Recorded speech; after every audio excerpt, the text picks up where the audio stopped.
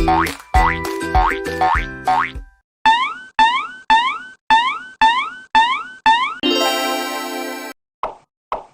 nama saya Roman Ivan Saputra, nomor absen 7. Saya kesini akan menjelaskan tentang pengertian dari advokat. Pada tahun 1963, tepatnya tanggal 14 Maret,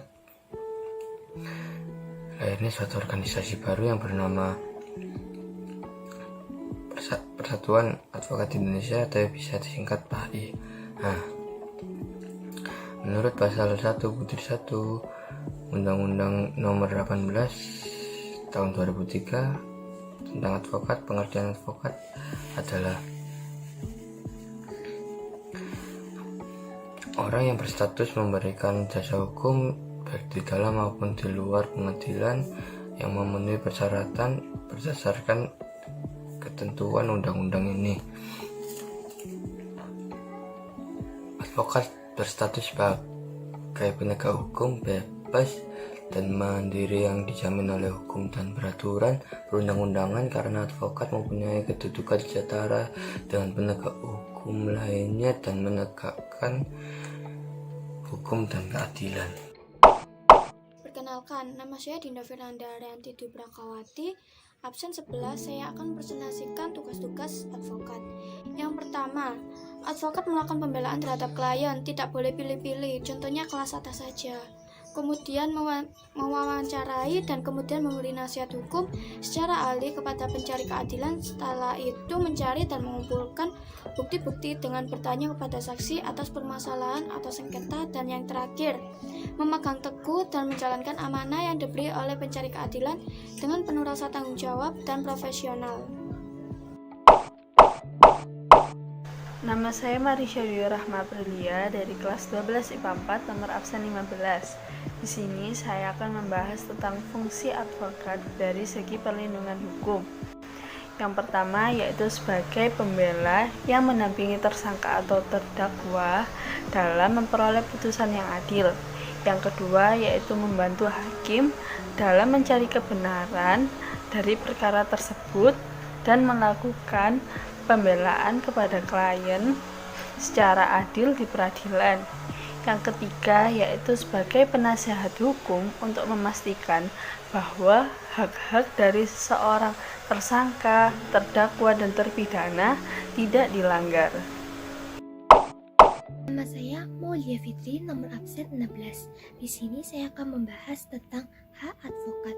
Yang pertama yaitu pada pasal 14 yang berbunyi advokat berhak untuk mengeluarkan pendapat atau pernyataan dalam membela perkara yang menjadi tanggung jawabnya di dalam pengadilan. Yang kedua, pasal 15 yaitu advokat bebas dalam menjalankan tugas profesinya untuk membela perkara yang menjadi tanggung jawabnya dengan tetap berpegang teguh pada kode etik dan peraturan perundang-undangan. Yang ketiga yaitu pasal 17. Dalam menjalankan tugasnya, advokat berhak untuk memperoleh informasi, data, dan dokumen lain baik dari pemerintah maupun pihak lain yang berkaitan dengan kepentingan tersebut. Yang terakhir yaitu pasal 19 yang berbunyi advokat berhak atas kerahasiaan hubungannya dengan klien. Kenalkan, nama saya Muhammad Arifki Irsadiwanda dari kelas 12 IPA 4 nomor absen 18.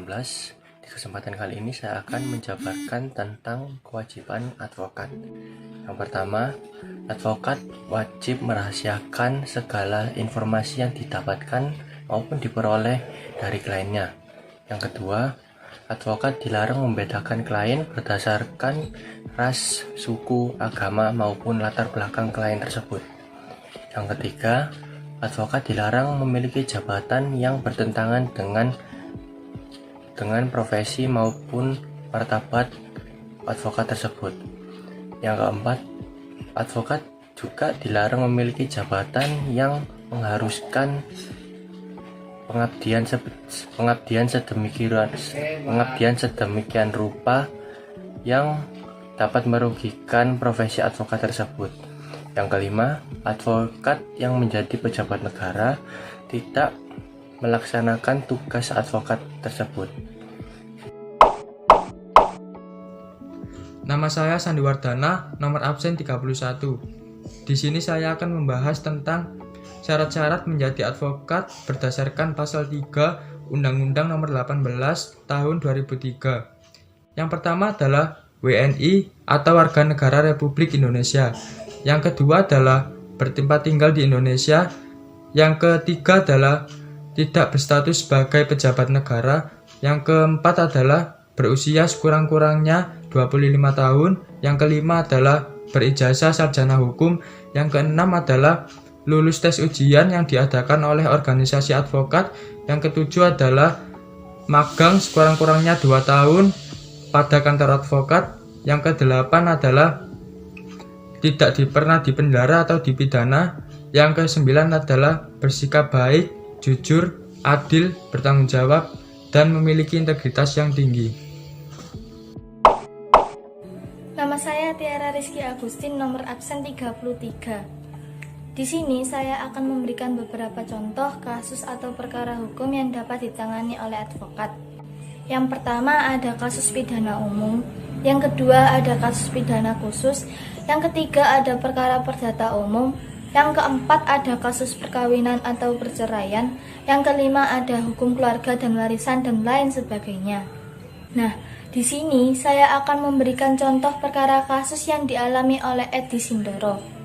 Edi Sindoro merupakan tersangka dalam kasus suap Panitera atau PN Jakarta Pusat, yaitu Edi Nasution.